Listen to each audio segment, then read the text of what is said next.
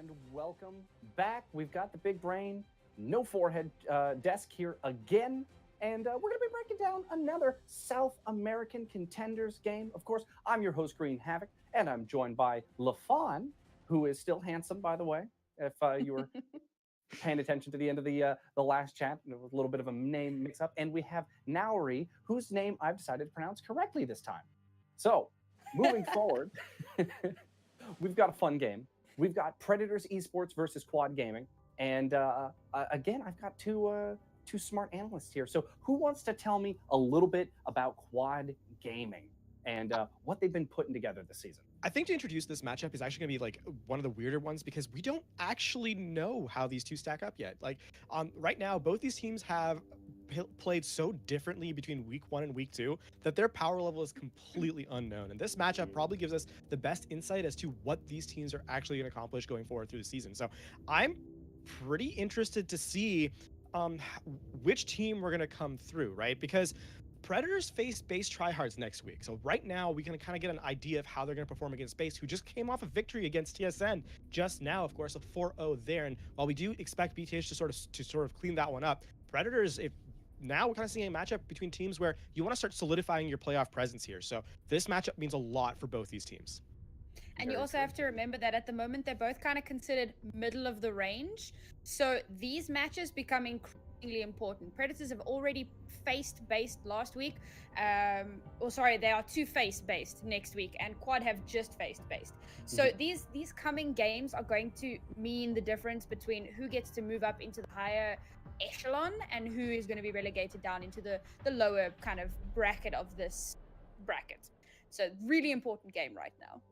Very true, very true. And one of the things that I've kind of noticed a little bit about these teams is that they're still developing a style and identity. So what would be the big thing you want to see from these teams today? And then we are going to send it to our also handsome caster.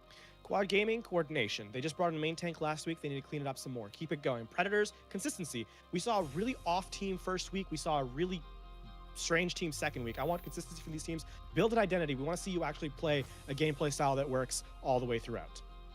I actually agree with LaFawn 100% there. And I think I've got teams, just making sure that you've got that consistency, that you are not kind of flip-flopping your way through contenders, because this is a very place to be as a team. You want to be noticed by the higher up teams. You want to really get your name out there. This is not the time to be flip-flopping, so.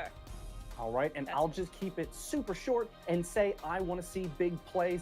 Give me some ultimates. So now on that note, Hurix, Labasco, it's on over to you. Let's hear how this game goes. Big games and handsome players on either side. Glad you are here with us as we are going into Lijiang Tower. We are going to, of course, go here to the Gardens at first. Quad Gaming versus Predator Esports. The doors have opened here, Hurix, and we're seeing a little bit of a different approach from both of these teams. Yeah, it's going to be Aegis actually coming through on the Widow. I expected it to be Debo, but nonetheless, still looking at him being the player to look for throughout this matchup. Godman getting the early elim onto the mech of Harshik, but the only problem is players falling on the side of Quad Gaming. So being forced back is that pharmacy combo towards their spawn, and Predators will get control here at the start. And backed off, Godman versus Sam was an excellent Pharah duel last season that we got to see, but this time around it doesn't look like that's going to be the case, as Sam is relegated to Brig duty at the moment, and he's going to look to come together with Avenge here as Aegis gets a nice headshot. A big opening now for Quad Gaming. Godman able to find Sam as well, so a very good start here for Quad as they attempt to try to come back in. It's so hard to take it with the Pharah, but when you can get an opening pick like that, well, it makes it a little bit easier, as just trying to stay alive is to boot on that Zarya, and is able to get two, and Godman and Punchy, they're gone. Nice res there as well. Punchy brought back up. Godman's going to have to come back, and HeroFly needs him in this next fight quickly so that he can go to the skies, or else Predators can run at him very quickly and possibly put some pressure down. Valkyrie, though, forced out just to make sure that he can get to the skies. You have Rocket Barrage available too for Godman in this fight, looking for his opportunity as Quad Gaming is built up to 25% onto the point. Goes in through the window, looking for that chance. Now we'll use it, but into a Transcendence is the only problem, and Arshik is able to take Godman down. So not the best use of the Rocket Barrage there. They do use a sound barrier. but it's late, and a player fell in behind in Aegis. So looking really good for Predators Esports on this retake. They really haven't had to use anything. Yeah, all they used was a reactionary Transcendence to defeat the barrage and cancel that one out. And on the other side of things, I mean, Quad Gaming did have to actually go through and pull out a lot of the stops there. But nonetheless, Predators Esports has a lot of weapons at their disposal as long as they can stay safe from Aegis, who came through and almost took down Debu there. And now I'm definitely expecting them to try to start insulating their pretty weak backline. Not weak backline, but I mean, certainly it's a dangerous play with that low health pool.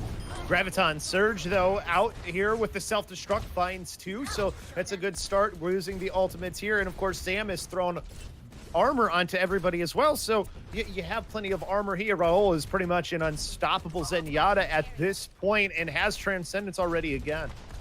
Yeah, definitely going to have to play off of that for sure, as Godman is once again pretty much ready with the barrage. And it's really just Aegis who's going to be able to open things up for them. So now you can see the adaptation being made. Predator is certainly putting a lot more effort into dealing with the Widowmaker. Is Avenge really being the one to have that focus is sort of on that Widow duty, and Is Avenge will win that battle as well. So that battle going off screen, all important. Barrage used again, blocked by a lot. Arshik will lose mech, but Transcendence keeps everybody alive through the rest of the barrage is the only problem. Debu, just so high charge, building up already to another Graviton Surge as they're at 96%. Have to come back onto point here as it gets to 99. Overtime meter already going, but it looks like this is going to be a losing fight here for the side of Quad Gaming, as it looks like a pretty good and clean win for Predators after they get these last few limbs.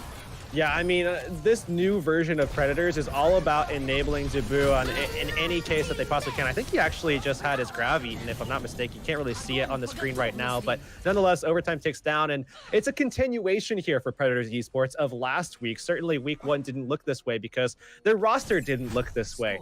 But as they move forward throughout this season, you know, certainly, yes, it's unfortunate for them that they took a loss to Sakina Nation, who is now kind of struggling a little bit, certainly more than we expected them to in the beginning of the season. But to have this new version of Predators with Debu as the primary damage dealer and really enabling him as often as possible, you can see Sam not having to have all of that responsibility upon his own shoulders, and then also bring in Is Avenge.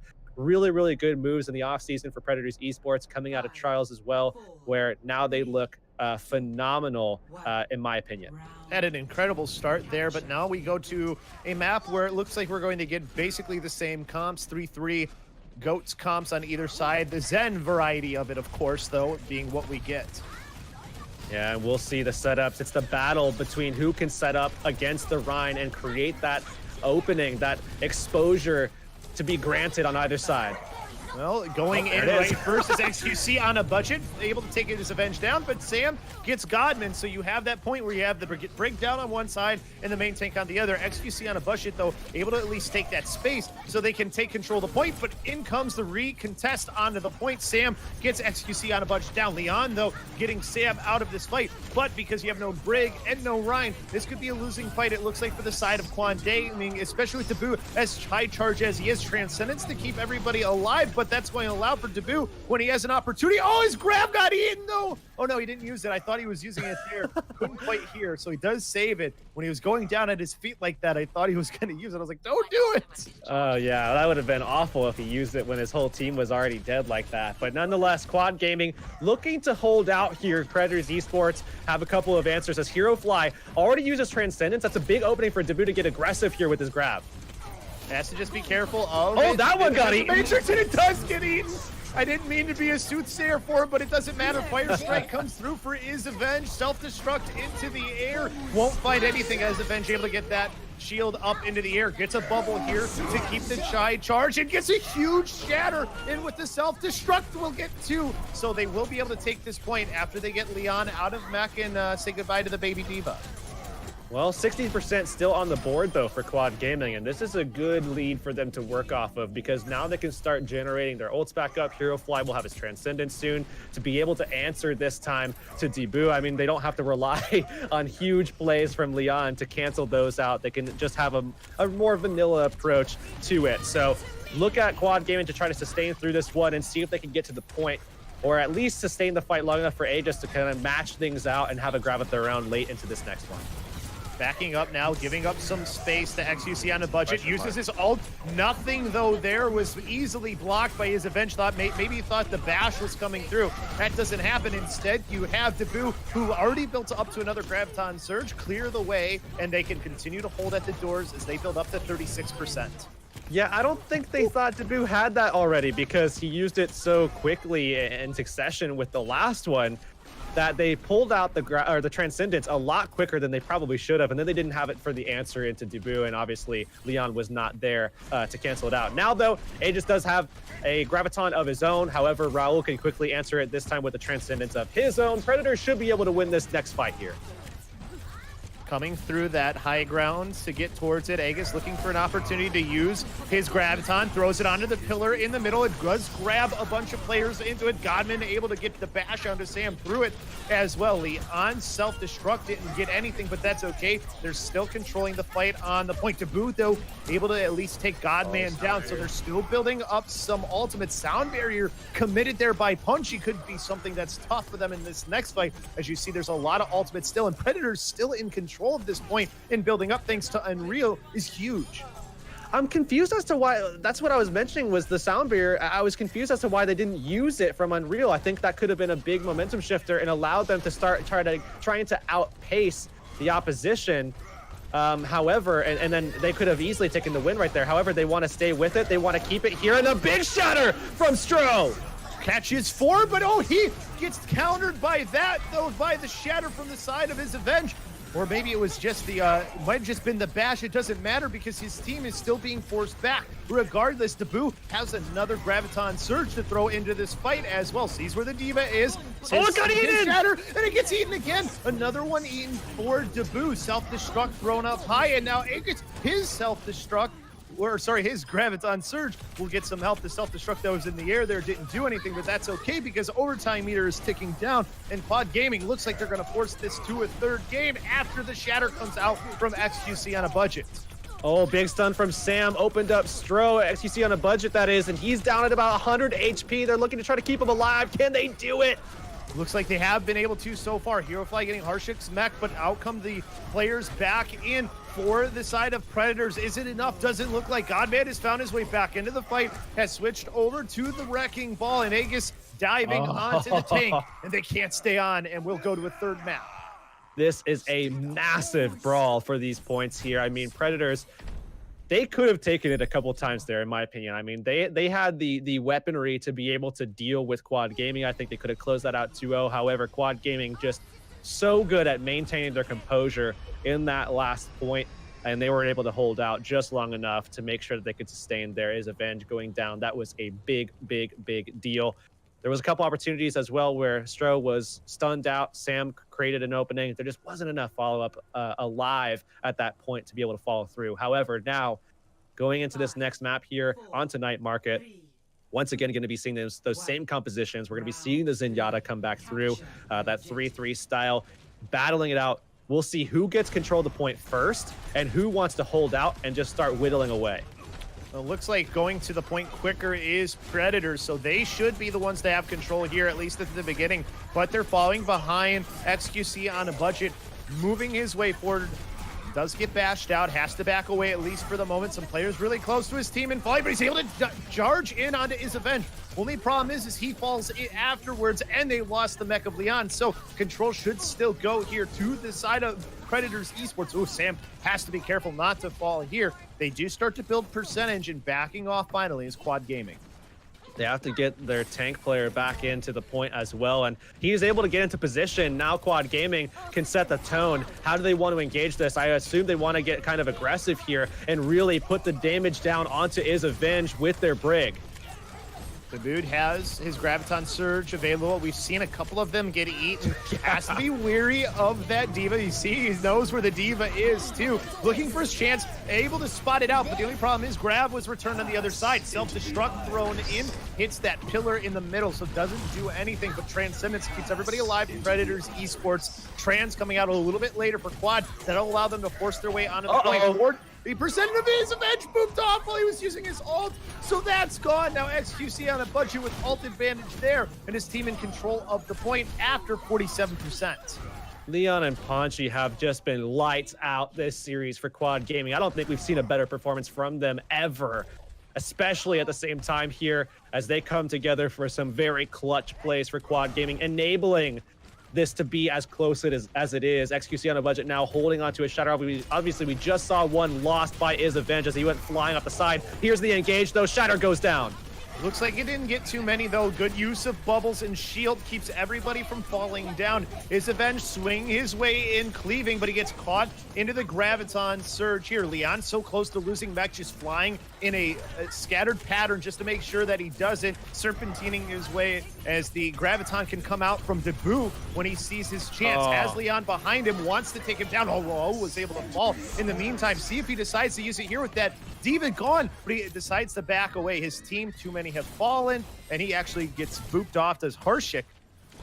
But Debu keeping his high charge and has his grab. Leon, I'm not sure if that last one was Leon just coming in clutch or just misplay from Debu and Raul for Raul to be falling in that last fight. That was something that they should have won. Now coming down off the high rope here, it's going to be Debu looking for that setup with the grab. They need to get onto the point as well so that they're able to accrue score percentage while they're winning the fight.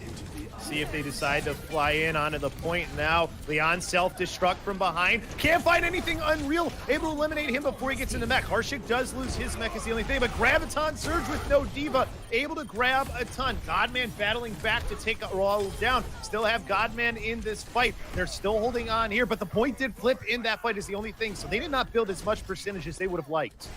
Yeah, and Shatter is ready for Avenge, now looking for redemption against the boop that happened last time around as he's holding on to this. Look for the setup between him and Sam. Have to make sure that Debu is also able to get out a projected barrier to make sure that he's able to get that off without getting stunned and losing the Shatter for a second time in a row. Graviton Surge to maybe counter when that Shatter does come out, if depending on the timing. Bubbles have come out here, so they know that. See if they decide to maybe try a bash into this fight. Agus just looking for an opportunity to throw his ult out, still holding on, just being patient, 90% built up still, and he's able to get caught. Those the only thing. Transcendence does come out, self-destruct into the corner, takes out XQC on a budget and falls as well. So this Graviton Surge may be too late thanks to the Shatter, and Debu almost has another Graviton Surge of his own. Overtime meter ticking down, and the players will fall there, and Predators Esports, just waiting for that overtime meter to go away, will win map number 1. So in spite of their best efforts, Quad Gaming, taking the first map loss, now have their choice of map number 2. But thinking about Quad Gaming, you know, they are sitting at 1-1. Both of these teams actually are sitting at 1-1, tied up right now in the groups, right? However, both of these teams, you know, have had some unfortunate circumstances in terms of what that 1-1 represents. Predators Esports right now, of course, their week 1 matchup that wasn't the same Predators Esports that we're seeing right now, not only in performance, but also in roster, obviously. Sakina Nation just was a different team. Predators Esports were a different team, and they took that first loss. Quad Gaming, on the other hand, already played base tryhards, obviously taking their free loss as it were. I mean, that's pretty much how it goes in South America, as certainly for as long as I can remember it, and I've been watching this scene for quite a long time now.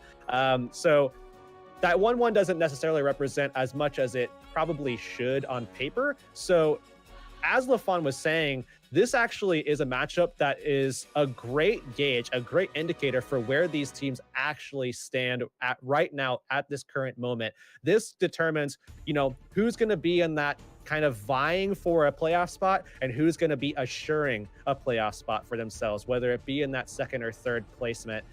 That's going to be something that both these teams are obviously looking for, especially now that Sakina Nation has kind of fumbled a little bit in terms of where we expected them to land long term. So both these teams really, really vying for that. Caverna's even in the charge as well after their win against Aquino Nation. And the only loss that they have is versus base tryhard. So this is a very, very solid matchup for this particular group that could have a lot of meaning down the line.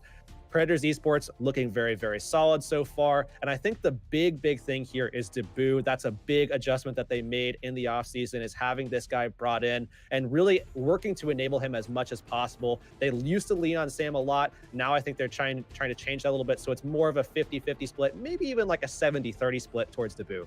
I think that's a good point too. And you were talking about how Sakino Nation beat Predators Esports. Well, right now they're even as far as maps go for map wins. They both have 5 map wins. So one more win for Predators Esports, they're going to jump them in the standings, especially if they get the win as well. So from a map perspective, it's already important that they keep winning these maps against Quad Gaming, especially for Quad Gaming, who right now sits behind both Predators and Caverna. So this is definitely a good game to say is a barometer for both Predators and Quad Gaming. And I mean, after map number 1, it's pretty close, that's for sure. We don't know where we're going yet for map number 2. And as I say that, it pops up and we're going to Hollywood.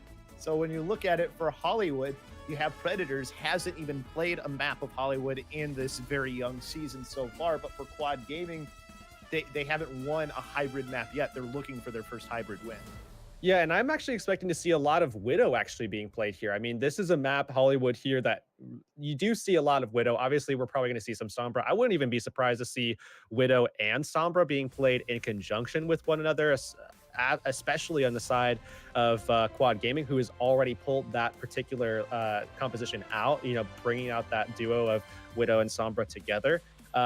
However, I wouldn't be surprised to see that on the side of Predators as well. I mean, I even really wouldn't be surprised to see Genji Sombra. I wouldn't be surprised to see something along the lines of bringing out a Genji Tracer. That's something that has really kind of been pulled back up as of late. I didn't expect to see it coming into Season 3, but we actually have seen quite a bit of that GT dive, the Genji Tracer dive setup, empowered by the Ana, and then sometimes swapping the Tracer out for the Genji. I mean, that's primarily how we saw it enter the fray, is that Sombra version for the EMP Nano Blade, but Tracer has slowly worked her way back into the meta a little bit. Slightly into the meta, and of course the meta is going to change here eventually. So we start to load into this next map in just a moment, but well, I swear we're not playing Hearthstone. I swear. Maybe after we'll play some Hearthstone, but right now we are on Hollywood. Yeah, so as we look, I mean, here's the thing, Labasco. For this defensive setup, Predators Esports, again, I think the biggest thing for them is to enable Debut as often as they possibly can. And in an effort to do that, they're putting him on Soldier, allowing him to be that consistent damage threat. They're bringing in the Amercia. If they can maneuver as well as we saw Caverna operating this Amercia comp last week that we actually got to cast, if we can see those same kind of mimicked rotations, Predators Esports can make a fantastic hold against the dive against Quad Gaming. He's not going to be able to shoot past this shield unless they put the pressure down on it. Can't forget the spam damage that Sam can do as well. And Absolutely. Quad Gaming scouting out already is making changes. So they're going to go with that dive that you were talking about so much just before this, with Agus is going to play the Genji and Godman on the Sombra. But Sombra did have some problems last week, is something to point out.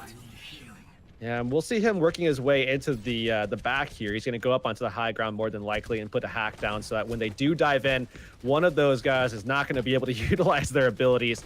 And the question is who? Are you going to put it onto Ana to make sure that the nano or the biotic grenade doesn't come down, or what is the target going to be? It looks like he's just going for anyone, and he gets his avenge. That is not the target that I would be looking for. I just think he decided to do that, waiting for that shield to go, but they're able to get the shield back after the hack ends. So doesn't really do a whole lot here is the only thing. Now they're going to commit into diving on. Debut's going to back away, and Unreal's going to find XQC on a budget. So this is already starting out really well for the defensive team in Predators. Debut will get that mech gone, and then Sam will throw in that mine, as well as they're just cleaning up on point. And the visor up to 61% for Debut. This is brilliant as well, because by putting a lot of the focus onto Debut, onto the Soldier, yes, he can do a lot with this, but you're also pulling the focus away from Sam, who is a playmaker in himself. I mean, he does make a lot of clutch plays. We've seen him on the past, particularly on projectile heroes like Pharah and, of course, Junkrat as well. And I think having this Riptire right here is going to be a massive statement towards Sam's ability to close fights out himself. looks to just shoot onto Raul's Godman, and Godman falls while the tire is going, and then Sam was able to get Agus. So you have both of the DPS down and out of this fight, and you're just having ultimates getting built up for Predators. And we're seeing, I mean, yeah, exactly. Predators are just getting everything online. Quad Gaming will be able to get the EMP Nanoblade pretty shortly. So we'll have to see if that's going to be enough for them. They have to get the setup. They have to get their Sombra in there. So Godman has to have a really good setup. If he can't get that, there is no hope for Quad Gaming to get this done. So it's all on the Sombra here. The one good thing, at least for the side of Quad Gaming, is everybody for Predators is pretty grouped together. So this EMP should hit a ton of targets, but it didn't hit Taboo, who's up on the high ground. The only problem is there's a sound barrier that he's having to try and fight through. He's not able to get into the Transcendence, and the blade coming out here from Quad to steal it, but the self-destruct able to find both DPS, so they may be able to recontest back into this one. They do have the Supercharger available if they can get back in. Harshik has to stall for as long as possible. Unreal going to just back away. I think they're going to end up having to give this one. Oh, he's going to go on to point and stall. And on top of everything, Predators Esports right now, they are able to take so much time away from Quad Gaming, and who are now looking to try to bring in some impact with Aegis actually going over to the Widowmaker. And this is that duel I was talking about before. You know, Widowmaker and Sombra versus Widowmaker and Sombra. It wouldn't be surprising in the slightest to see this, and we are getting it in spades here. Debu versus Aegis. That's going to be a matchup that is really, really, really going to set the tone for who's going to be starting to push this payload or who's going to be able to stop it. Godman with a little bit of poke onto Debu, who's able to get healed back up, looking for a headshot onto somebody, at least dealing damage out. Already halfway to that infrared sight. Godman looking for the hack onto Isavenge on the card. He's able to get him a little bit low, but not able to get the hack onto him. And just, you know, Agus not being dealt with yet by Debu, who's got the high ground advantage. So trying to shoot him from the low ground, a little bit of a nice area to hide. XQC on a budget, extremely close to falling. Agus will fall, though, to the Sombra in the back line. So now the pressure off of Debu, he can just free shoot onto targets. Yeah, and on top of that, the Winston's low, and Debu follows up for the kill. In the back line, yes, Unreal does go down, but they're able to clean things back up. They can actually just ferry the Mercy back in quickly. That's a very clean fight for Predators. And again, we're looking at Quad Gaming in a position where they're basically going to have to start relying, or not just start relying, but continue relying on Godman to get very well set up EMPs in order to even just win fights. And Sam, who has made that switch after they lost the point, has actually gotten an EMP before Godman did. And we'll see if these two DPS players, Debu and Sam, are going to be enough to make the stop yet again in the face of an EMP from Sam. Comes out, Isavenge dropping in with that nano boost, takes down 3 with the Tesla cannon, as they're able to eliminate plenty of players with just using those 2 ultimates. Well, they utilize a lot there, actually. I mean, Debu had the infrasight initially to get the positional information, and Raul actually put the nano boost down, I believe, is Avenge as well. So they did utilize 3, but they are benefiting in the end. They're going to get the slate stagger here, Lubosco, and that's going to buy time for them to start generating some of these other ults back up. Debu, 63% already. Yes, Sam does go down, but it's a trade, right? Because Leon is down as well. So just perfect execution, I think. 1-for-1 trade, that's fine for Predators right now. And scouting information, too. They got the hack onto the D.Va and Leon once he was back in, so they know that the self-destruct is available. So they at least know one of the ultimates into this fight, but there's also 4 more that are available for Quad, and that comes out in the EMP with the self-destruct. Leon does get Raul, so the Ana down out of the fight. XQC on a budget gets that nano boost, but he's not able to do much with it, is the only problem.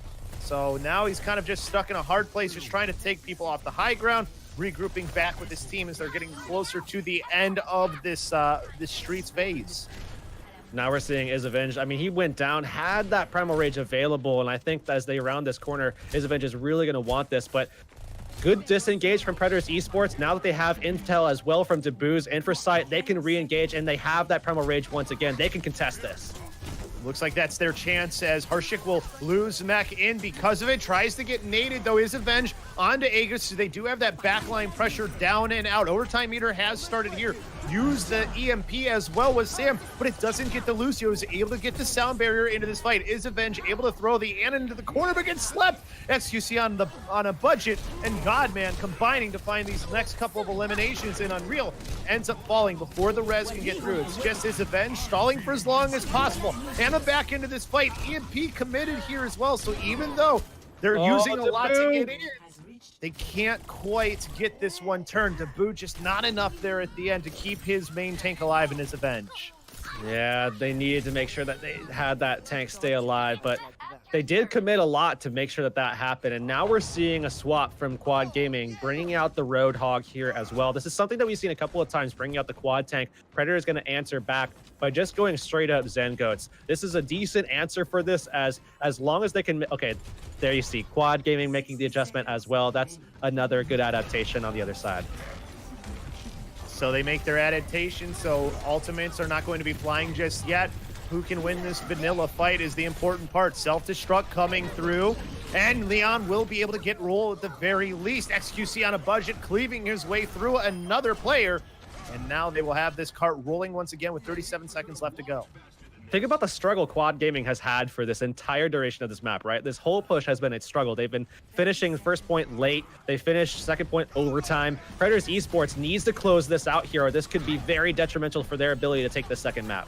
At the very least, you want to see overtime on the board. If you're the side of Predators Esports, they don't have any ultimates up in this fight, but neither does Quad Gaming. Raul with XQC on the budget going down, and then out comes the Earth Shatter, and it's right onto Godman into the charge, and now swinging into the Zen in Hero Phi, who falls as well. So this is a losing fight for the side of Quad. They do commit their ultimates here in desperation. Doesn't matter. Everybody falls. Overtime meter goes. They're going to be just short of that final point. They're going to try and stall out here, but he got booped away. He can't even get back on.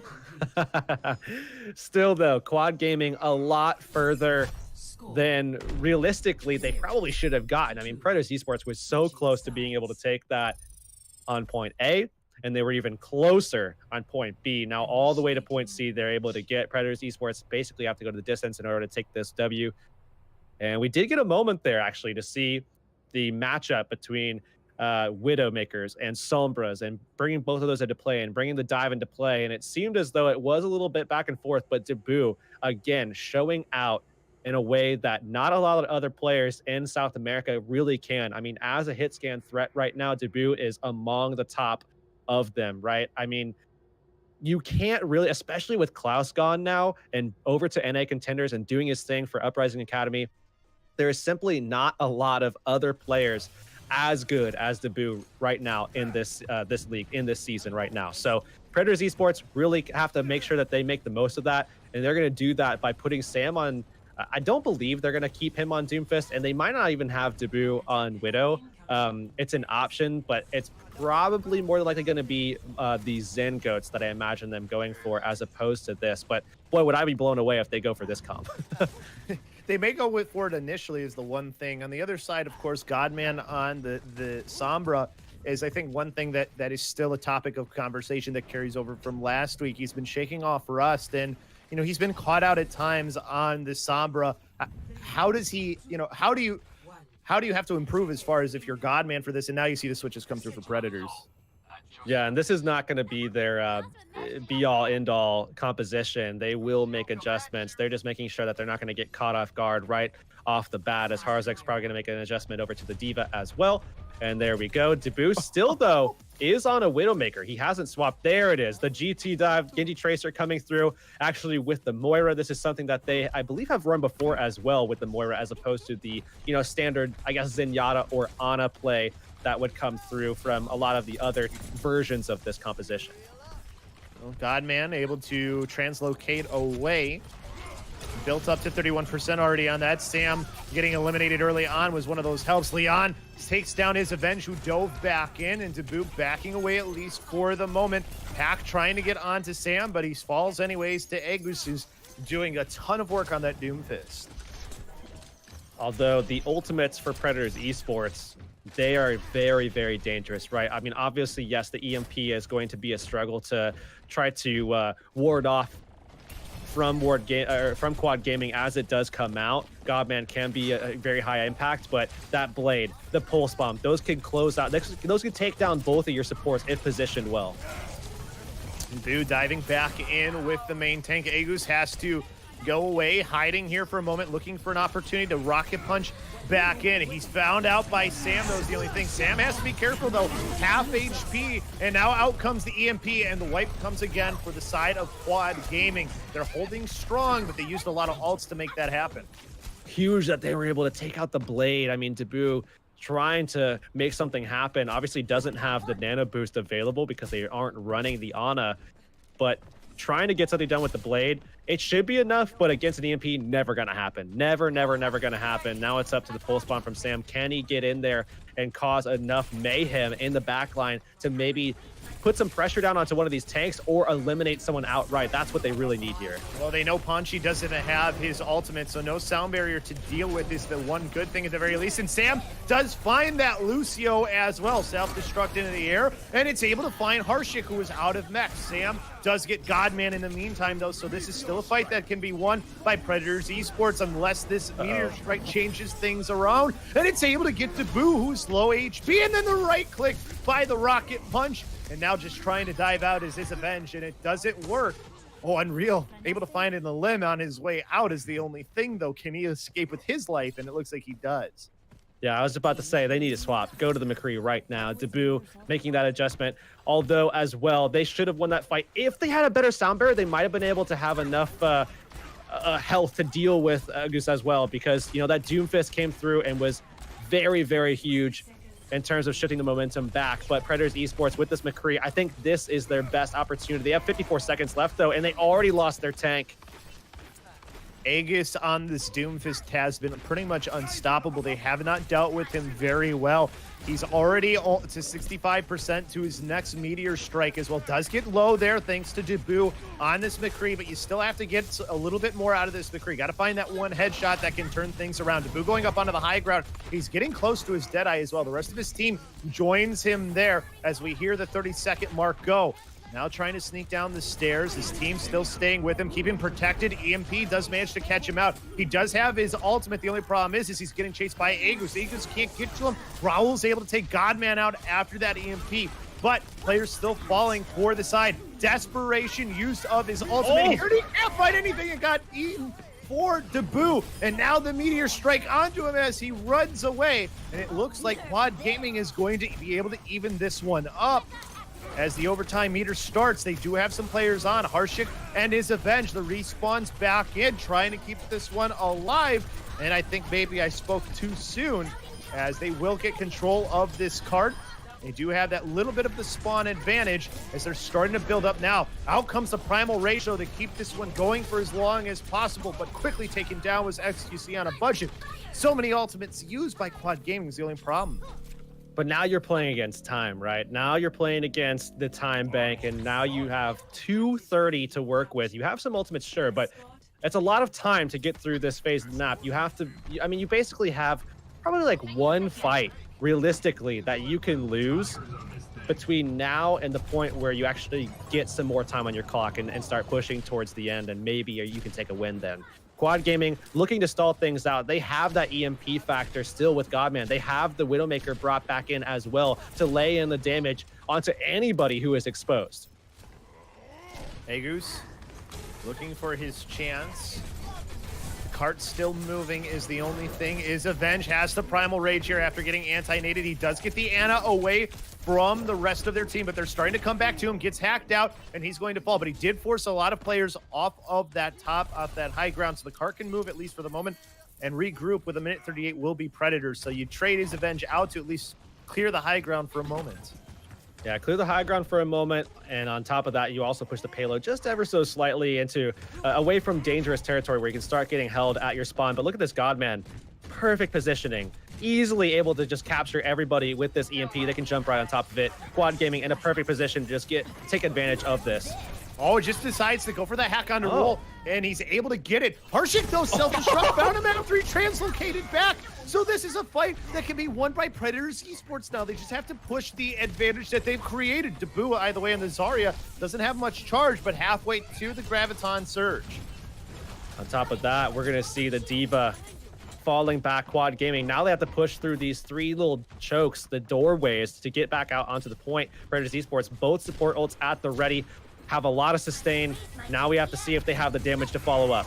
They know where Agus is as well, is the good thing too. EMP out, does manage to get some of the players, but not enough to stop sound barrier from happening. But Unreal is taken down by Agus, who's on the high ground and behind. He still hasn't been dealt with. There's still players available, though, to keep pushing this for Predators. Out comes the sound barrier now from Quad Gaming. They don't have many ults now. Transcendence committed later from Predators. That might give them an advantage here. Godman translocating away. Cart still moving towards those doors. Harshik able to get XQC on a budget down. Leon losing mech as well. Godman back into the fight, but translocating into the middle of it will fall, and they will complete this point here and continue on to the final and have an opportunity to win this game for Predators.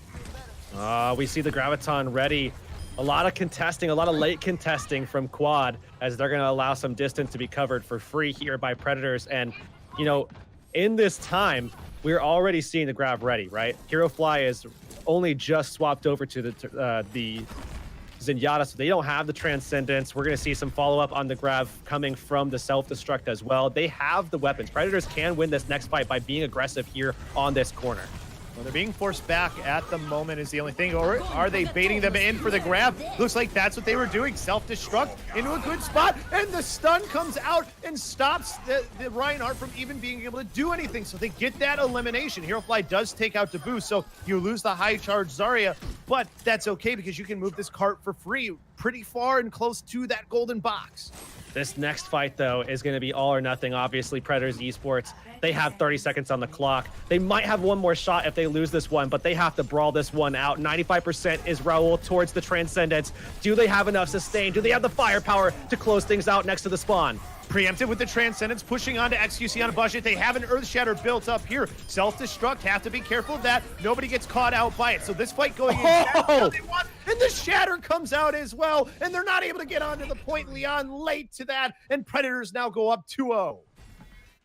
Not as convincing at all. I mean, we're seeing this matchup be very, very close. I mean, both maps could have gone either way. We're seeing a lot of contestation actually coming out, though, from Quad Gaming.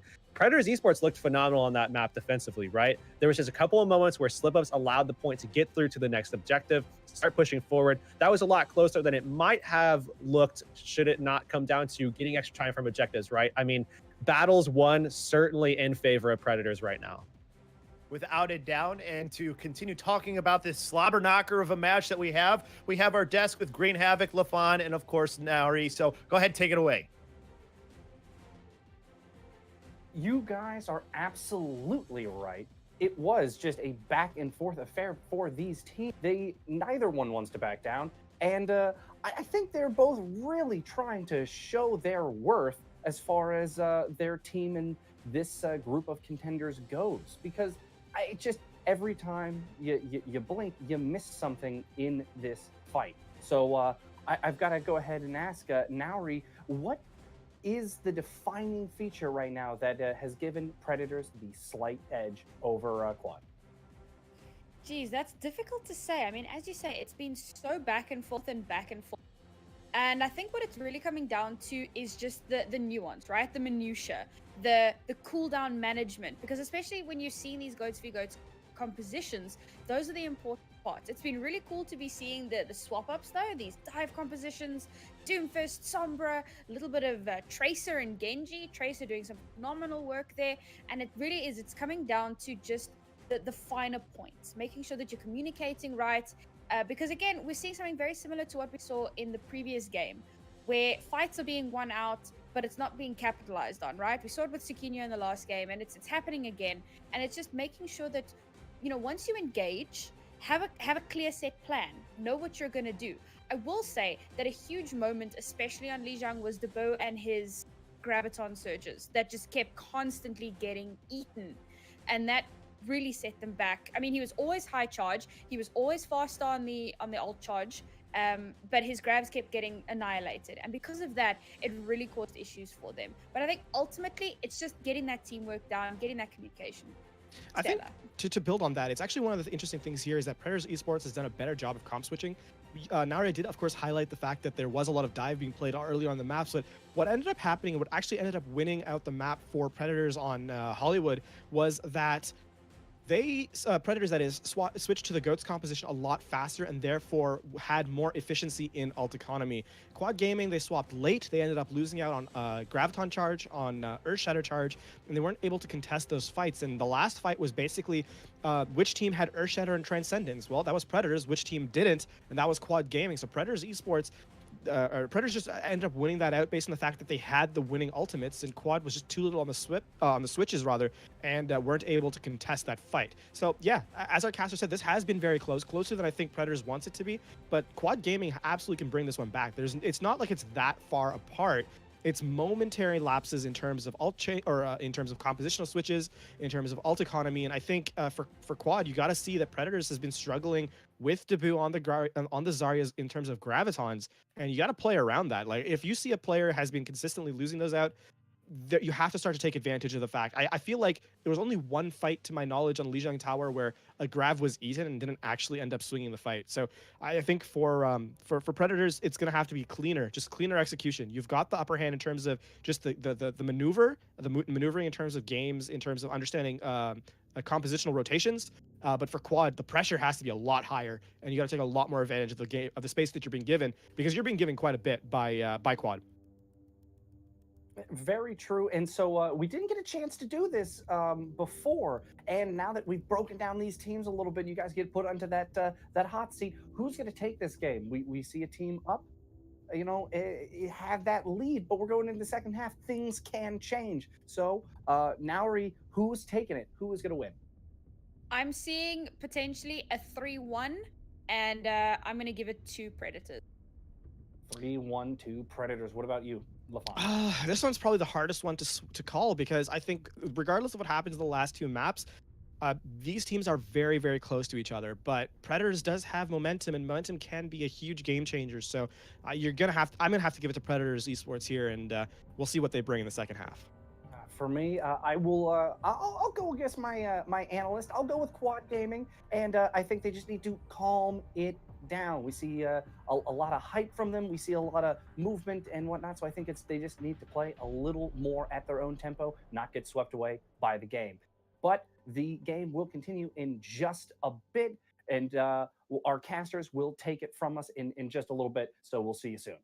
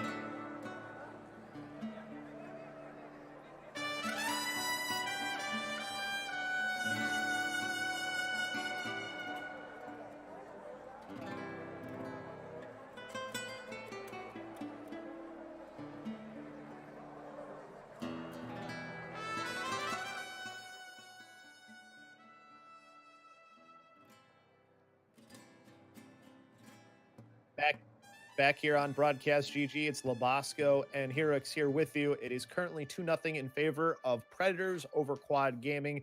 It's not been an easy 2-0 though for the side of Predators, as they have narrowly really come through both of those maps, especially when you look at Hollywood Heroics. It was not easy.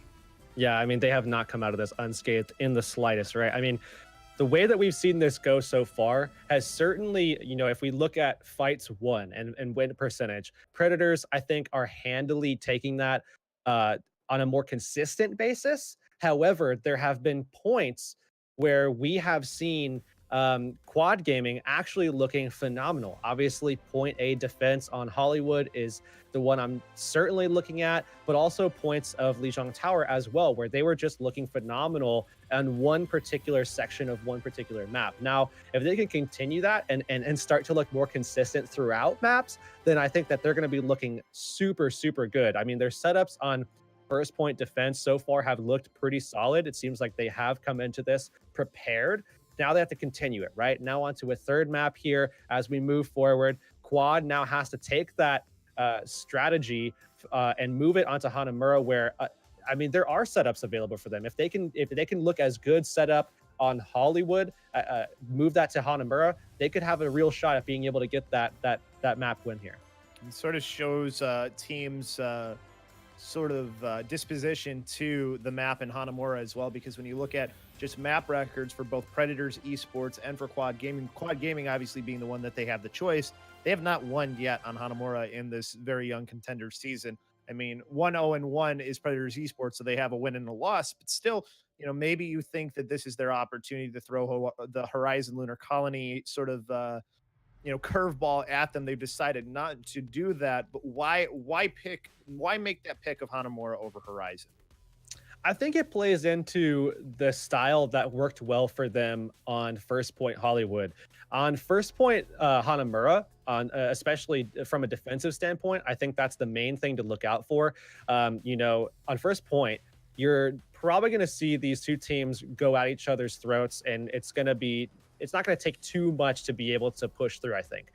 However, on Second Point, I think that's where we're going to see actually the favor go slightly, gauged towards Quad Gaming. It's going to look a little bit more like what we saw in Hollywood. We're going to see a little bit more of that same setup where they can play that really aggressive, play even a defensive Doomfist if they want to, and play the different high grounds and propose, that verticality is going to be something that they do operate for a win condition. Now, I do think that this could look a little different than the Hollywood setup because of the fact that going into Second Point, we'll see Predators Gaming with some momentum coming away from Point A, and certainly with how they want to go in there, they might be able to utilize Debut in a different capacity that might help them out a little bit more as well. So it might not look the same as Hollywood, but the essence is there. Quad Gaming looking for the same sort of setup as they did for Hollywood Point A. And we want to set you up as a broadcaster on Broadcast.gg. We help you grow and are constantly creating opportunities for exposure and practice, just like the one that we get to do right now here. We're collaborating on resources to push esports forward. So if you also share a love of esports, make sure to join up the Discord. There's a link in the panel down below. And as I finish that, the doors open and we see Agus on the Symmetra. They're going to go with that Symmetra strat to try and take this for Quad. Yeah, and this can definitely catch teams off guard. However, Sam Debut, they have the right options to start pushing in and dealing with this and causing havoc. Already we see the biotic grenade landing as well. Panchi able to get Unreal, but Debut was able to take out Agus. Oh, he just missed the punch onto the Brigitte in the corner, and he's going to lose his life for it. His Avenge able to take Panchi down is the only thing. Leon, though, on that Diva, making his presence felt. Fairly even fight, but with how close the spawns are, and they're so close to building up to this point, they're going to give up at least 33% that they can't get rid of for Quad Gaming on this first attempt. His Avenge almost losing his life as Agus goes into the bubble and takes him down. Switched over to that Tracer, and already almost has himself the built-up pulse bomb.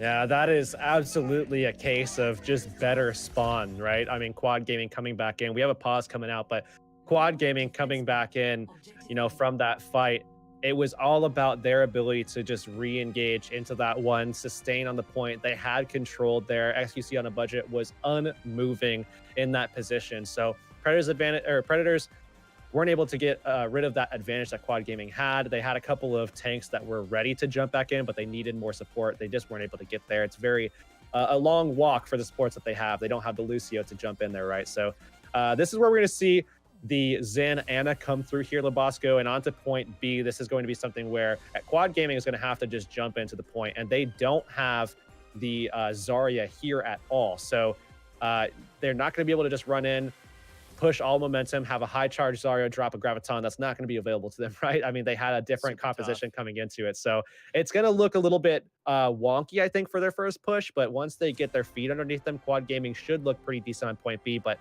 that they have to work around the EMP that's coming from Sam. And regardless of that, Godman was the one who ended up dropping out to Heroic. So regardless of what he had, his all percentage doesn't matter anymore. So that's something that you lose at the beginning is super tough when you talk about when a pause like this happens and you lose a player. So that's at least one thing that is a positive for Predators, even though they ended up losing that. They end up getting a little bit of help in the alt economy because of this. But when you talk about almost 7 minutes on the clock for Quad Gaming, it's almost a non-factor if you can, build up your alt economy and have an opportunity with some of the alts that they're getting close to. Yeah, I think Transcendence can be used on this next fight pretty aggressively. I mean, you don't have to worry about a trans. You don't really have to worry about anything in particular other than maybe just, going for control or having to deal with a self-destruct, something going directly at you, right? Other than that, Predators can utilize this as time. If Sam doesn't get his EMP up in time, utilize this as a time to start building everything else out so they're ready for the next fight.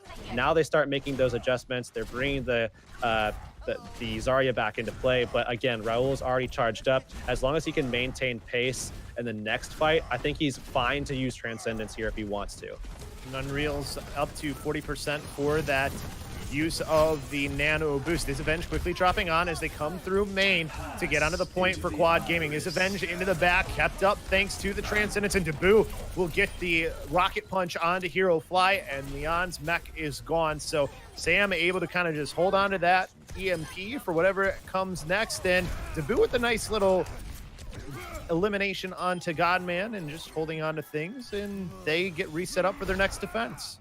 So now they have the EMP available. They utilize aggressively that Transcendence to make sure that they can sustain and not have to use anything else. Now they have almost every other option at their disposal. As long as we can see Raul start kind of bridging the gap between his ult charge and the Zarya's ult charge, there's not a lot of distance left to close as he's only about 15% away. But if he can do that in time for the Graviton, obviously there's some setup required for the Graviton as well. You don't typically just pop it as soon as you get it. So Raul has time here, and they should have basically everything available for this next fight. 5:30 on the clock here for Quad Gaming. See how they decide to use their ultimates. Earth Shatter available. Hero Fly gets Sam down, though, so you have that EMP that got used, but I never heard it, so I don't think it actually went off. So that's a loss of an ultimate that could spell disaster for the side of Predators Esports. Godman able to take down Dabu as well, so you have both of your DPS down early in the fight. Leon self-destruct his Harshik mech as well. So this just going horrible for Predators Esports. Well, they do have the Transcendence. They do want to keep this so that they have the answer for the Graviton that will come down. They drop it. It doesn't catch anybody. Godman, what are you aiming at? And Sam was taken down before he could even get up and do anything. Leon, at the very least, able to get him down. So yeah, you get nothing for the Graviton surge, but it seems like it's not going to matter. Godman able to, although here comes Harshik coming back in, and so is Raul. So this could be the loss now for Quad Gaming. They got up to 79%, so they get 2 ticks that they can't lose at the very least. But they're starting to fall in this fight thanks to the respawns. Yeah, and now the advantage is Predators, right? Before Quad Gaming was able to take out point A by utilizing the advantage of the spawn being closer for them. Now, obviously, the advantage is certainly in favor of Predators Esports. Predators now, they have Raul once again at 74%. We see the Zarya for Quad Gaming. He's got it charged up. So Raul has to get this up quickly. Sam making an adjustment over to the Mei to slow down the rest of this fight, get some disruption as well, slowing down everybody, not just in terms of, with the ice and everything and the frost chilling everybody, but on top of that, also just the pace, the tempo, slowing that down a little bit as well. Predators using the Mei ice to try and free someone out. Can't get anybody, has to ice block to stay alive, quickly backing away. Here's that Debut, couldn't find anything. I think just went back towards his team with that. Didn't see where he went. Regardless, though, Ice Block does seal off part of the team again. Debut, rocket punching in onto Godman. So the breakdown is a massive loss. Ooh, almost get the Moira as well. I'm just going to back out here, wait for their Mei to come back, and Godman, who's close to rally. And Sam will just throw out some icicles and try and build a little more ult.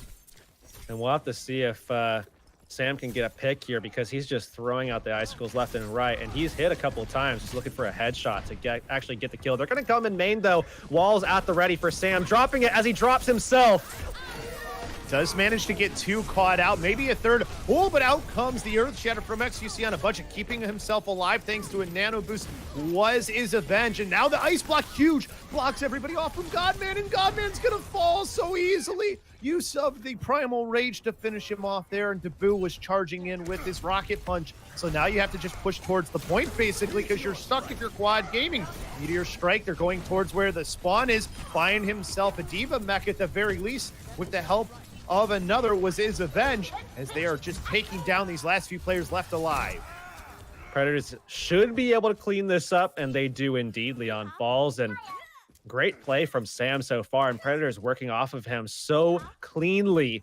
I mean, this is a well-oiled machine for Predators, as they have this Blizzard being held right now, and they can just stop Quad in their tracks. Remember, Quad want to stick together. They want to stay as a unit, and they want to play on the point, but they cannot do that as the Blizzard comes down. Wall going to come down yet again in the same spot here. Finds 2 that get through in the Diva and the Reinhardt. They do manage to push their way through. Oh, they get on the point! They didn't get on the point! It's going to be a completion for Quad Gaming with time on the clock. Predators Esports never got on. And they had ultimates to spare. They had the Blizzard. We were just talking about the Blizzard and what kind of impact that could have had. And instead, they just don't even contest. That's the kind of thing you have to be wary of, especially against a composition that runs in together. They're going to be able to get that progress capped up very quickly, because they have 3 members that are going to jump on at the same time. So if you're not able to react and get that rotation in quickly, you will have that happen to you time and time again. And that's exactly what we saw there. Predators Esports now, I mean, they could have defended that point. They absolutely, I will go to my grave saying that they could have held that point right there. However, now 158 capped out by Quad Gaming. Great play from them, also grabbing off the other members of Predators Esports. So it was essentially left to Sam to get there, and it just wasn't happening for them at all, as he jumped in, just was a little bit too late as we continue to play arcade games on this map. However, Labosco, Predators Esports, they're attacking. This could be a moment for them to play that same strategy here with the Symmetra starting off that we saw out of Quad Gaming. It wound up working in time, obviously not initially, but again, as long as you get in there, get a couple of really choice picks, you can go and just take the advantage with the spawn advantage, and that's exactly what Quad Gaming did. However, Predators instead swapping over to the Widowmaker. Same effect, though. Same effect. If they can get some picks, they can just go in. Yeah, definitely a comp that can still work. Well, Predators is showing a Quad DPS look. I'm sure they're going to switch after they do some scouting out just here. like Hollywood. Yeah, exactly. So, but regardless, for Quad Gaming, I mean, the Doomfist and the Sombra, we know everything about that. And here come the switches. Debu's going to go on to the McCree here. Absolutely good swaps to deal with the Doomfist Sombra. Oh, Raul gets lost. Oh, and no. That's effectively just Predators Esports coming out of the gates not together, not cohesive as a unit as they need to be to protect their backline. Both Debut and Raul both need to be protected, and they can't do it without each other. So that's a big misplay by Predators for sure. early 30% too to Godman, and Godman was so close to getting caught out too. So if there is even just a little bit of help for Raul, they probably have the advantage going into the attack here instead of having to wait that extra bit of time that they do. But now they can start diving forward. You see Godman was still behind there looking for his chance to maybe get onto the back line. Almost gets eliminated, able to translocate away. Punchy's able to get Sam though, as he got a little too aggressive in by himself. So you have that disadvantage for Predators. They're already through the choke, but they're without a lot of damage is the only problem, and chasing after Unreal, who's quickly eliminated by the right click of Agus. Still, they're dealing with this so well. Quad Gaming just spreading out and putting that pressure everywhere. Predators not able to deal with it just yet, but they are finding kills. And this is a big opening. Again, that spawn is so much closer for Predators. They can take that advantage with this dive. They not only don't have XQC here, but they are also going to lose their Sombra as well, as Godman unfortunately DCs again here. And this could be a very, very dismal position to be in for Quad Gaming, as Predators, they're getting closer to generating those ultimates, namely stuff like the Genji Blade. They're going to have the sustain with Coalescence. I mean, there's not going to be much in their way from just jumping in 6v4 here. And I was pointing out earlier about Godman's EMP.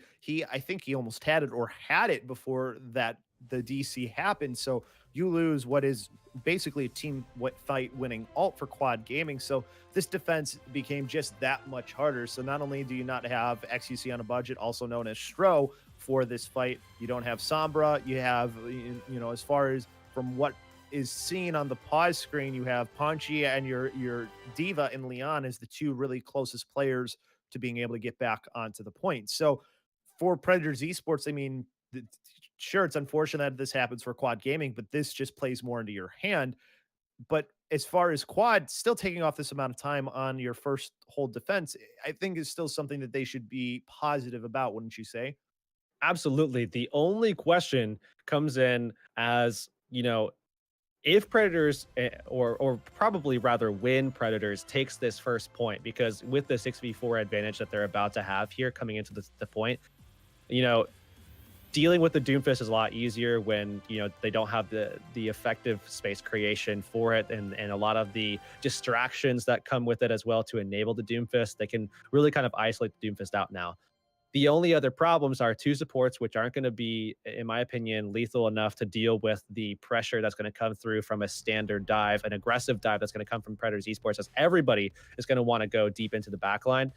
I think they're going to be able to easily get these kills. The question becomes, will Predators have enough coming away from this first point to be able to have basically any kind of semblance of momentum going into point B, and be able to capture that with a good time bank? Because they do have the components, but they need to maintain them. They need to hold on to them. They don't want to utilize too much here on this fight. Obviously, they might have to, because they do have the nano boost, or Quad Gaming does have the nano boost. They have, as you said, the self-destruct coming up. They also have the sound barrier coming up. So they could sustain here for Quad Gaming. Mm-hmm. Although if I was them, I would probably try not to, and then see what we could do on point B, and try to see if you can pull anything out from Predators and maybe take away some of the wind behind their sails right now. I think the good thing though for Predators is that they have so many ultimates that are getting close here. I didn't notice this before, but Roll on this has made that switch over to the, just because of how much damage Aegis has been doing on the Doomfist, switched over to the Moira and is really close to Coalescence. And now we get our unpause happening here. So Godman has made his way back in, but that one of the close ultimates, self-destruct as well. It's actually just a remake for Harshik. So the remake coming back, but he's still close to self-destruct. And, he's switching to Hammond here. Good point. Yeah, that Hammond's going to allow them to just kind of turn this into more of a 5v6 rather than a 4v6 as he comes back in. They're going to re-engage. Blade at the ready for Debu, though. Only thing is, his only thing found is Unreal with the rocket punch. Debu is able to hold on to his ultimate because Sam is just free firing onto Leon and Agasu. They will get control of this point. Just have to get the rolling wrecking ball going around and Godman down, and quickly do. See if Godman makes a switch here once he comes back. But they get this point, minute 50 left, so decent amount of time taken off. But of course, you get a lot of time back onto the clock here. 5:45 to try and get a second tick. And Predators did what I wanted to see, is they didn't utilize anything that they didn't have to. I think they only pulled out a pulse bomb, if I'm not mistaken. But now getting into position with this dive, they have to get it to the back line. So it's going to take some setup time before Predators start looking like they're going to be winning this fight. Can be more aggressive thanks to the Coalescence. Go on to the Winston, force out the Primal Rage, so they're getting out the ultimates that they maybe want to do to boost, just being careful not to fall. Unfortunately, Raul goes off the map thanks to XQC on a budget, so that should spell everybody going back for Predators Esports. And as Godman has adjusted over to Brig, I expect Sam to make an adjustment himself. This Tracer, I don't think, is going to be the be-all, end-all, so he goes over to a Brig. That's going to give them a little bit more sustain long-term as they just completely swap things around instead to that McCree setup. Debu, of course, getting a lot of those resources in this particular composition. Still have to protect their backline, or we will see that backline swallowed up by a Doomfist. Interesting, they made that switch too, and they didn't even use Blade, so they were okay with giving up Blade to get quicker onto the McCree. Self-destruct thrown out onto the point. Raul's able to eliminate Godman at the start here too. Soundbearer keeping everybody alive on the high ground. Now they just have to figure out where they want to dive, so out goes his Avenge towards the spawn. He's getting close to falling, but his team doing the work behind him as they now are going to be able to start to stream onto the point. Sound Barrier, though, kept in here to try and get Debu displaced from this point, but quickly taking down his XQC on a budget. And now out comes the Deadeye. That will force players back into spawn. Ooh, the Widow trying to get the headshot here. Made that switch over for the moment. Was Aegis will probably switch back over to somebody like Doomfist now. See what they decide to do. Haven't made their way back on the point. Staying on the Widow and gets the shot. Nice headshot coming through, so they get that high ground pressure gone. Raul so close to falling here. Has to force out his Transcendence. They don't want to lose this fight. Almost to the 66% that they need to get that second tick at the very least. They're still getting the eliminations onto this point. Self-destruct into the air, and they will eventually get it and almost get that point punch. He's back on in time, quickly forced off, and they're going to have a bigger time bank for Predators. Hanging on by a thread, Predators are able to capture that point, and Quad Gaming just not enough, as we saw them make some swaps. And despite the efforts of Agus there at the end, he just wasn't able to close it out for them. Nonetheless, though, Predators Esports with the better time bank, despite maybe not the best of plays on their point B defense, letting Quad Gaming through, and that's going to allow Quad Gaming to come through for another attack phase.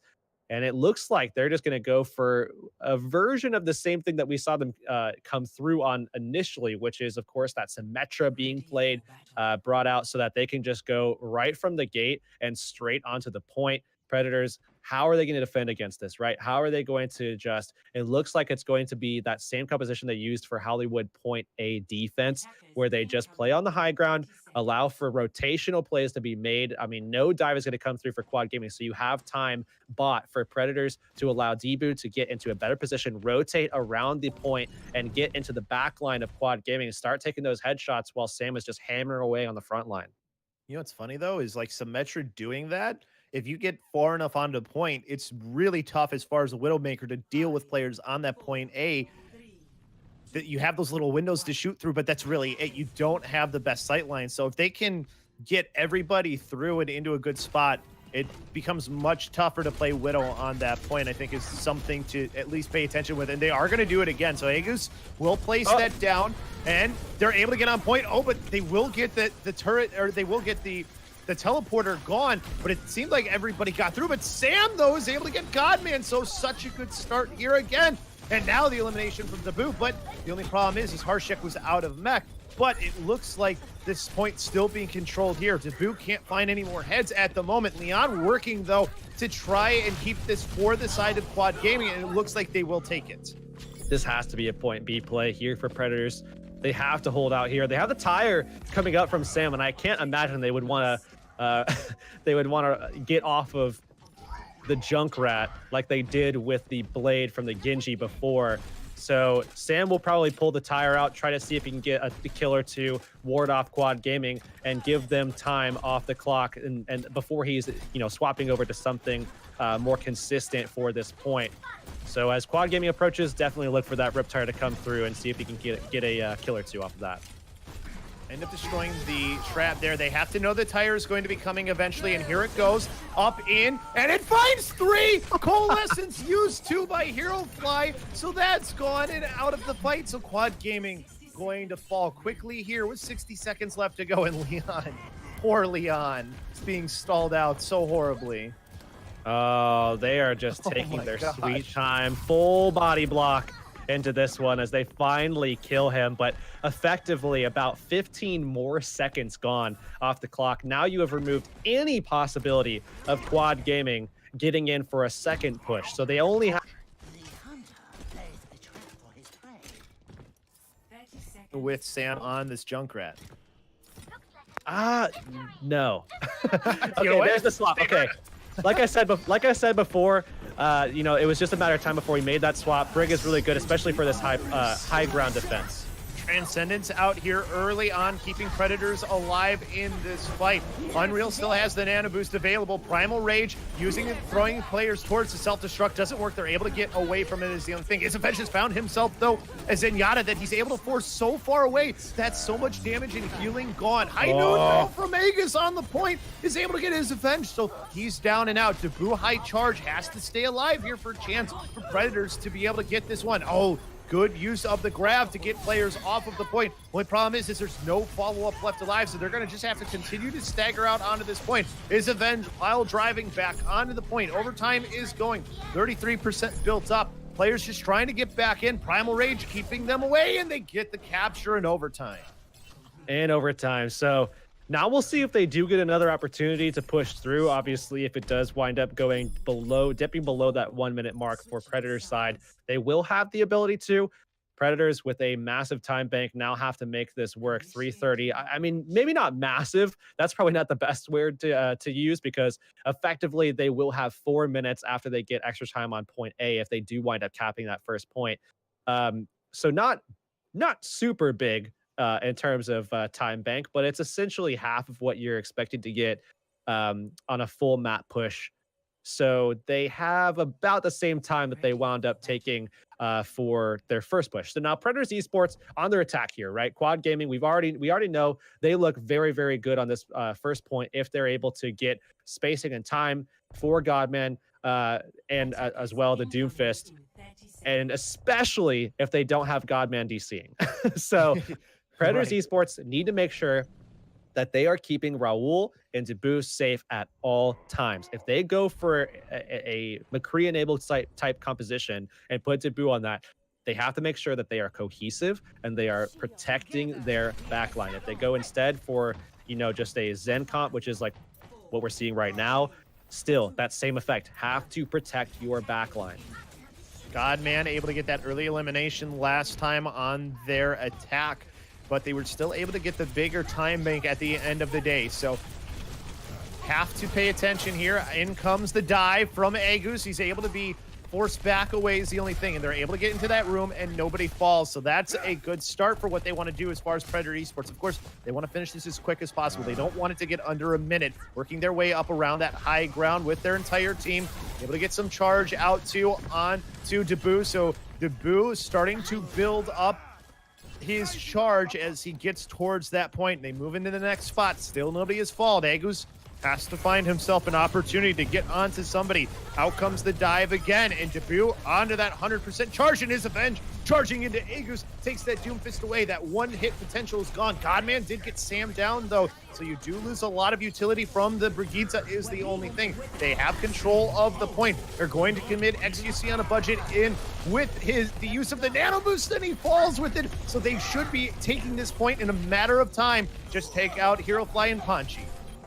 Well, here we have it. Isavenge somehow sustaining on this point. Now has the allowance to just swing away at anybody there, and he's going to find Panchi on the bell, ring it for his team as well, as they'll collect those last three stages, moving forward, collect their 30 seconds as well. Quad Gaming, though, have the EMP. They have as well the sound barrier coming through. I mean, these are big, impactful ults. Predators Esports with a lot of their own. So it's really just going to be a battle for who can get set up quickly and get the most value off of what they're bringing to the table. EMP to come out first, though. Impact alts versus impact alts, and the bigger impact comes from the side of Quad Gaming. Oh, and the sound barrier was used by Unreal. They're so late. That was almost pointless to do. 2:03 left to go, and they only really had to use that. Yeah, wouldn't have used that myself, though. Predators Esports still a lot of options. I mean, don't have to worry about the EMP, certainly, but we'll see if they can get it done with the Grav.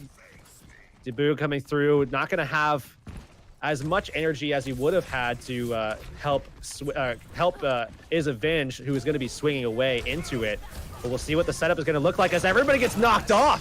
Great use of the uppercut by Aegis. He still has his Meteor Strike to throw into this fight as well. Transcendence has come out. So now, of course, you don't have any more defensive ults. Self-destruct onto the point. Will find Ponchu got pushed back into it. They'll have Leon here stalling out for as long as possible. Throws his mech up into the air, forces players away. Sam, in the meantime, eliminates Godman and takes him down and out of this fight. Leon still pushing his way through on that Diva mech. Out comes the sound barrier 2 from Quad Gaming. They want to try and sustain on this point, and they're starting to turn this around. His Avenge used his ultimate and found nothing, and Quad Gaming is going to hold again, and we're under the 60-second mark.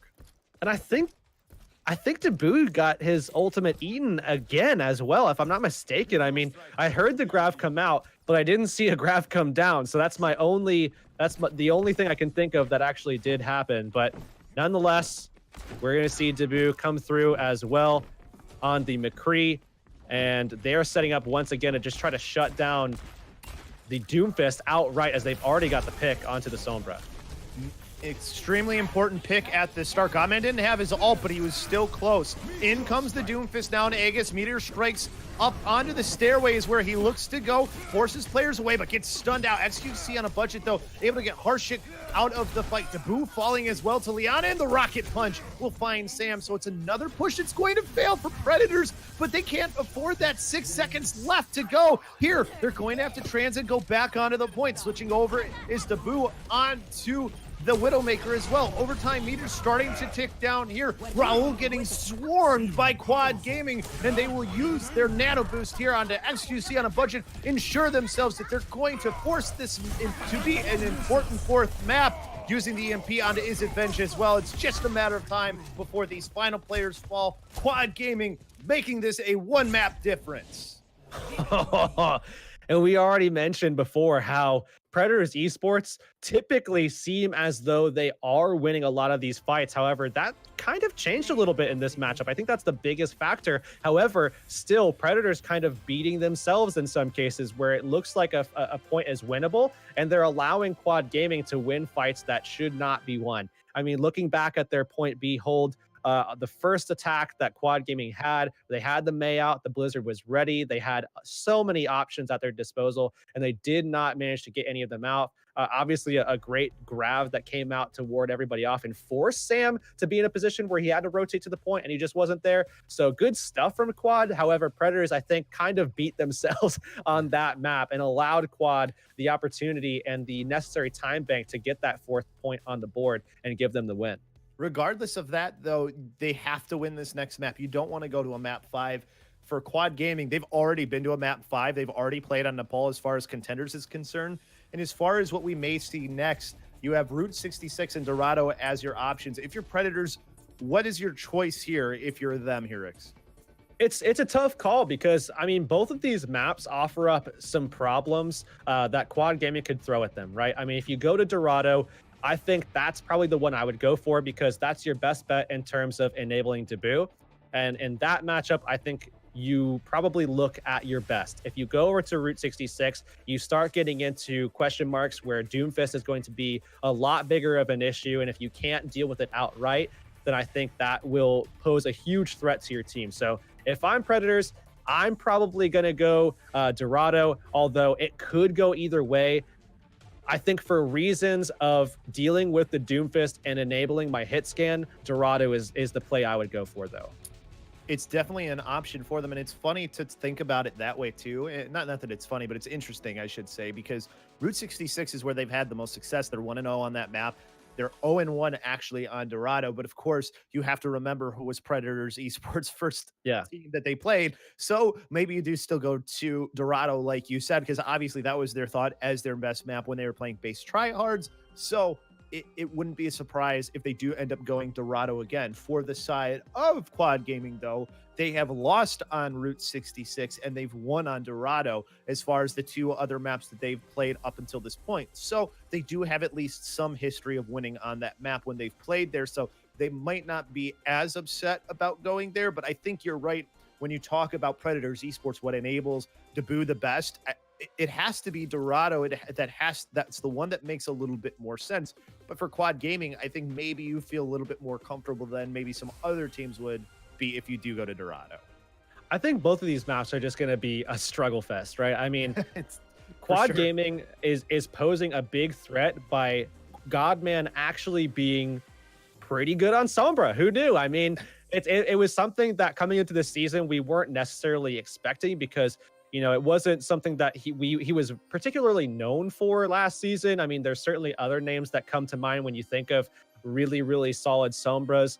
But Godman's was never really like in that discussion as far as top Sombras, but he is really causing a lot of problems. And we're seeing the Doomfist from Quad Gaming being a massive threat as well. And in conjunction with one another and with the aggression that we're seeing in a lot of their first phase attacks, that has been a big problem for Predators Esports in trying to deal with that. They can't control the tempo. They can't control how they're insulating their backline. They're not able to protect at all their backline. And those two things primarily are done by Godman and by Agus as well. So I would say primarily that is what's working for them. And that will continue to work for them, in my opinion, on Route 66 the most. It could still work on Dorado. I think Dorado is just a slightly better map in favor, slightly more for Predators Esports. They could go either way, but I think their best look will be on Dorado. I think you're right too, and I think the Godman discussion is a good one to continue to be having, because another thing that he was having troubles with that he's done better when he's played Brigitte. He was overextending was one of the things, and I think that's just part of his play style, because Godman definitely seems to just be a very aggressive DPS as far as the way he plays. You think about he plays very much on the edge as a Sombra, where there are times where he comes so close to falling in some of these fights, like the one where he took Raul out on Hanamura at the beginning of their attack for Predators. He was at like 3 HP. So like he could have easily have been the one to fall there if he stays a half a second longer. So I think talking about his play is definitely something that needs to continue to be highlighted moving forward, especially depending on what map we end up getting. And he's playing through DCs as well. So I think that's something too to be pointed out. He's for what he's having to deal with, he's keeping his composure really well. And he gets to go to Route 66, which we all know is Sombra's playground. Yeah, if I'm Quad, I'm looking at this pickup and I have question marks.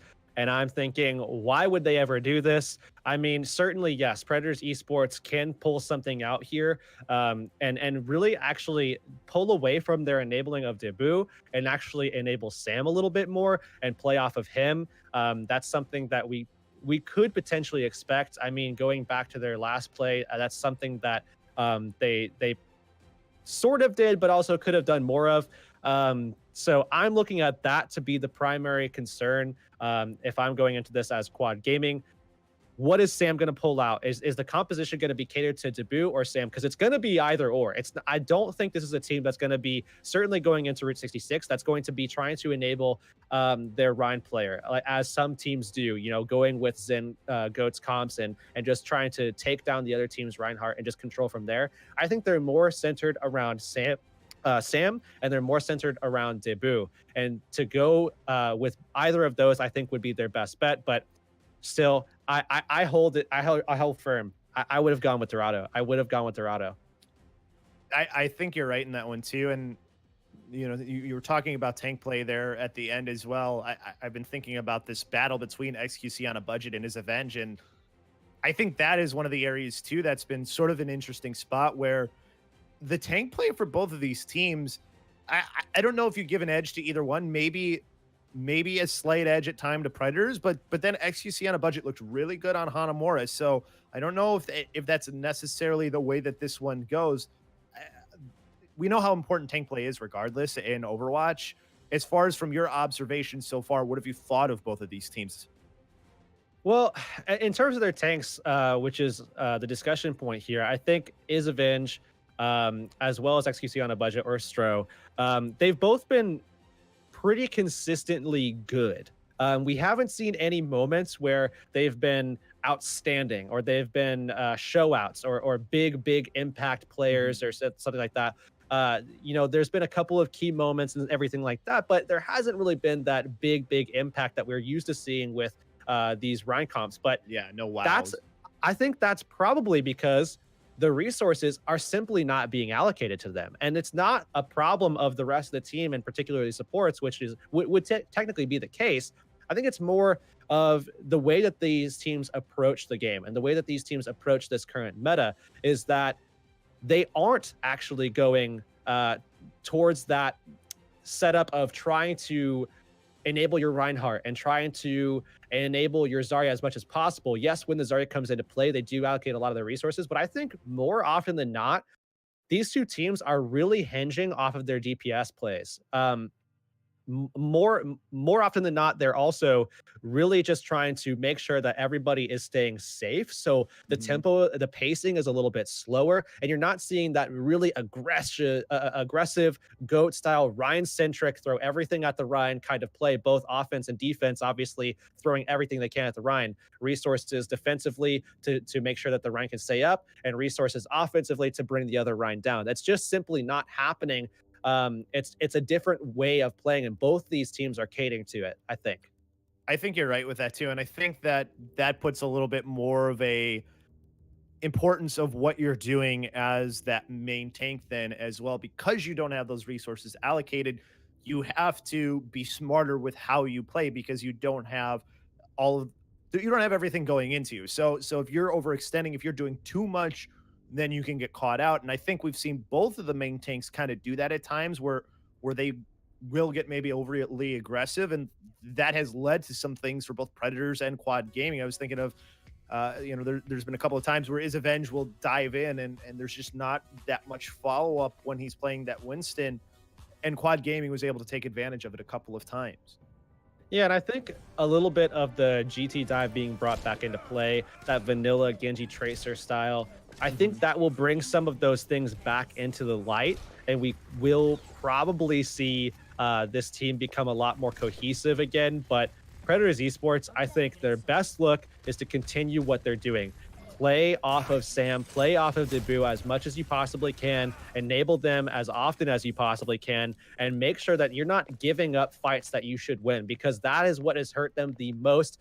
They lost the last map, in my opinion, because of that almost solely. Obviously, Quad Gaming playing out of their minds. You have to give them respect and you have to give them credit because they've been doing well on every map we've seen them on. But Predators Esports, a lot of times it seems like, at least in this series, they just beat themselves. Well, we know where Quad Gaming is. They're hiding.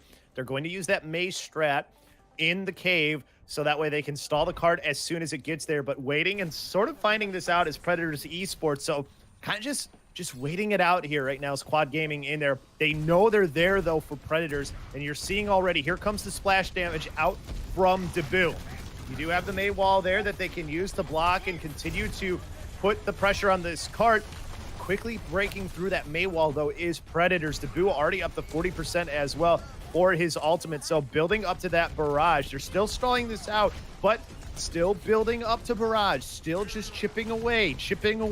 Haven't been able to get the cart. Now it starts to move. It might have gone too far. Nope, just enough there for the May wall to still work. So they're still able to keep this, but Debut now has a rocket barrage. Now can decide to go onto the other side and maybe try and take advantage of players who get caught out. Have his Avenge on the high ground, gets blocked out by the Maywall as Godman now pushes his way back to cart. And out comes the barrage. Godman gone and Aegis gone as well. So all the damage gone from this comp, and that cart will roll eventually.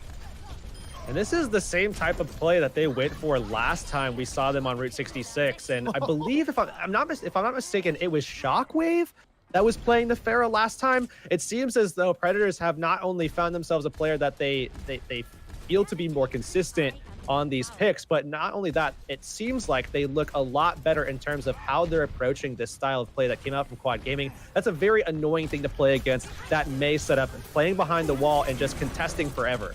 And Aegis is getting bullied right now and quickly getting to his Dabu and is avenged. By the way, Dabu already almost up to another rocket barrage as well. So this card isn't even going to stop here. That really just reminds me of like Waterboy, where you see him just trampling through everybody. That was as avenge right there on the Winston. Primal Rage up, just walks through the entire team, batters them out of the cave, and takes those kills. Now it looks like they will be able to take yet another XQC on a budget coming out of the cave from spawn a little bit aggressively, as he was not in sync with the rest of the team in terms of spawns. So they're going to have to wait even longer for their first contest, Quad Gaming that is, and Sam in the backline just making the most of it by just poking and prodding at everybody there.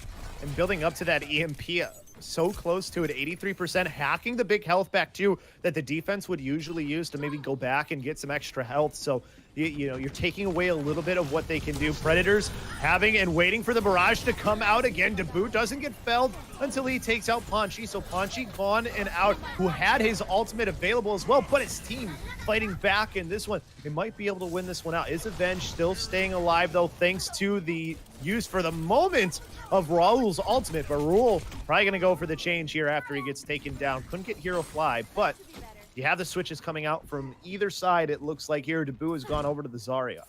Not a successful fight for them, but still it is successful in the sense that they're able to push the payload all the way around that corner. So now it's very, very close to the final point, or the second point here, as Sam coming around the side has the EMP. Doesn't look like he's going to get spotted out, but if he does, it's going to be from the Roadhog, who's right next to him. Ooh, he did touch him a little bit, but I don't think he noticed. He hits in the head of everybody, and he gets the EMP onto all of the support players. Didn't get it onto the Lucio, though, who is back in the hall.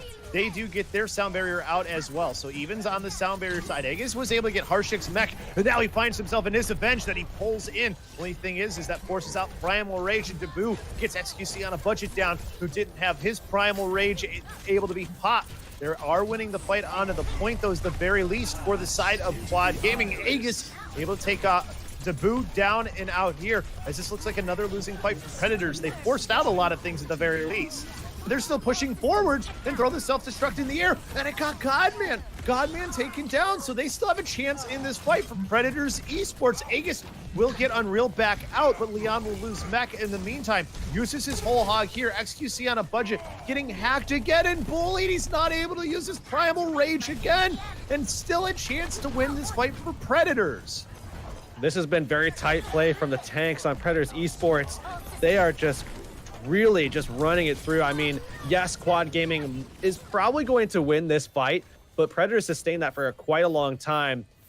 If they would have had the extra little bit of support, I think they could have done it there. They were coming online with ultimates. Now going back into it, it seems as though they'll have a good shot, as Leon is going to take some time to get back into position. So they could just run through, drop the grab. There's not going to be anything to defend against it. No defense matrix near them, and they could just clear the point before we even see Leon get there. And he quickly throws out that Graviton Surge. Preemptive Transcendence, though, keeps a couple of players alive for the moment. Punchy falls, though, while he's in that grab. Primal Rage finally going to be able to be used by XQC on a budget. But Aegis and Hero Fly, they take out both the support players there in Hero Fly as well, getting his Avenge. So that's then coming alive in Hero Fly. Dabu staying with that high charge, just getting a little bit of extra ult charge if he can. Quad Gaming able to sustain through that great trans from Hero Fly to negate an aggressive Graviton. That was the only thing that they had that could have dealt with it. So good stuff from Hero Fly coming through, and then also just turning around and just putting into the 6th gear and going full aggressive on the rest of these guys. Harshik as well going down because of him. Nonetheless, though, setup ready. I mean, self-destruct ready from Harshik. He's going to be able to put this up over the top and take away everybody's defensive positioning if he goes for it. Missed the pulse bomb was Aegis on the back line as well. So that an ultimate loss that can really hurt them in this one. That one win condition gone and out of the fight. And Sam eliminating Aegis as well helps them get this cart moving again. Self-destruct will block anybody trying to come out from those hallways as the cart's still starting to move. Transcendence here, but it's going to be pushed away. Hero Fly stuck into a corner, able to get back with his team. The problem is they got eliminated while he was gone, and now Hero Fly will quickly get taken down as well. And they've got some ultimates to work for once the doors open for Predators. Predators in a similar situation to Quad Gaming. Yeah, they were in Hollywood, point B, in overtime. Not a lot of time left to just go the rest of the way, but they have some weapons. They have Graviton. They have Raul coming up with Transcendence pretty shortly as well. And if he gets aggressive with this and they shut down Agus as well, they could really just kind of maintain pace while getting 2 Transcendences for the price of 1 grab. That's big, big, big for Predators Esports. Not to mention you have Ponchi, who doesn't quite have his sound barrier, and because of that, everybody's falling for Quad Gaming. Quad, almost the whole team kill here, just have to get that Diva gone, and they do. They get a lot of free space. Is Avenge. You aren't going to sneak one by him. We saw XQC on a budget trying to work his way into the back line, trying to get a sneaky little Earth Shatter off. Is Avenge just clotheslines him and the rest of Quad Gaming, and now they held on to everything here. They held on to the Graviton. Dabu's still holding on to that, and on top of that, they have the Transcendence. Sound Barrier coming up as well. They look really good for this next one. Halfway to another Earth Shatter as well. Transcendence coming out here first now, going to use the Sound Barrier, and after that Sound Barrier starts to go away, that's when Dabu will use his Graviton Surge. They do get Godman and XQC on a budget, and there's another Earth Shatter, and this card will finish this point here as soon as Ponchi seems to fall. Keeps himself alive for a moment, and now they finally get that cart moving again. Maybe one more touch coming here, but it's not going to matter. These staggers are just going to stall for a little bit, is all they're going to do. It'll at least get things into overtime, but we know, though, on this sort of map in Escort, doesn't matter. They're still trying to commit hard onto this overtime meter. Got to get back on. Ooh, Predators almost gave it up there, but their Transcendence keeps everybody alive. Self-destruct planes, Hero Flight couldn't hide. So even if they thought they had a chance, it's gone now. Those players continuing to fall. Just have to get the last few on cart in Ponchi and Godman. Oh, there's the second Earth Shatter. The Fly is Avenge coming through. They're cleaning things up here. So close. XQC on a budget, just rolling around. Going to get grabbed into the grab now. Hero Fly tries to force his way back. Won't get there. And finally, they complete it here for Predators Esports. I mean, Quad, valiant effort to try and stall it out and get them to stop, but it was too much. There was too much momentum on Predators' side. Now I want to see what Quad comes through with their attack, because that's, I think, where they're going to be most potent. They have the ability to set the tone. Predators Esports not going to be able to make these adjustments as easily. Quad Gaming, as they come through, I think they're going to look to be very aggressive. And I think, honestly, Predators is going to be in a struggle to try to deal with the try to deal with the pacing that Quad is going to set here. Yeah, it looks like we are having a little bit of technical difficulties here, so we're going to take a quick timeout. When we come back, we're going to have that attack for Quad Gaming for you here in just a moment, so don't go anywhere.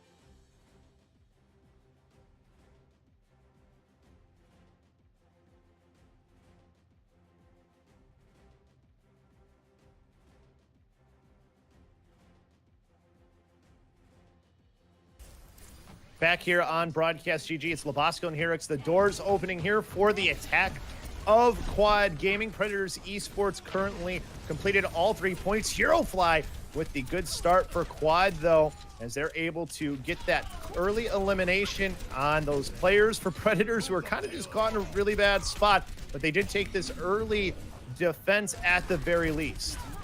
And this is an interesting composition for them to play for this offensively. I mean, this is a defensive composition that you see a lot of the time where you play your other support onto the soldier, and it just provides so much firepower. Quad DPS. Remember that. Quad DPS being played solo support, solo tank for Quad Gaming as they're rounding the bend here. Predators Esports going for a dive setup. This is a good composition for them to try to break apart this Quad DPS, and for side available for the Widowmaker here as they're looking to try to find these picks, and they need them.